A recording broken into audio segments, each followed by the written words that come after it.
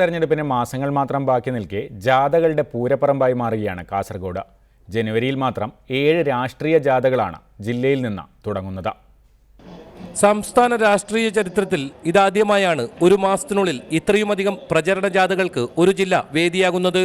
തിരഞ്ഞെടുപ്പിന് അണികളെ സജ്ജരാക്കുന്നതോടൊപ്പം പുതിയ രാഷ്ട്രീയ സമവാക്യങ്ങളും യാത്രകളിൽ ഉയർന്നു വന്നേക്കും. KPCC പ്രസിഡന്റ് VM സുധീരൻ നയിക്കുന്ന ജനരക്ഷാ യാത്രയാണ് ഇതിലാദ്യം.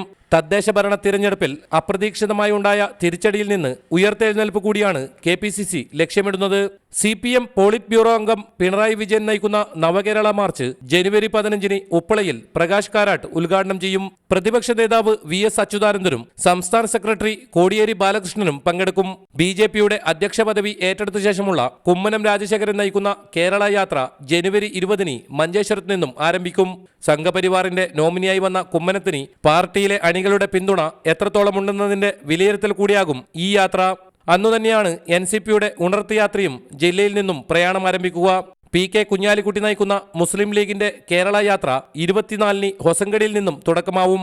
ഏറ്റവും ഒടുവിൽ 27-ന് CPI സംസ്ഥാന സെക്രട്ടറി കാനം രാജേന്ദ്രൻ നയിക്കുന്ന ജനകീയ യാത്ര ദേശീയ general secretary S Sudhakar Reddy ഉദ്ഘാടനം ചെയ്യും. റിപ്പോർട്ടർ, കാസർഗോഡ്.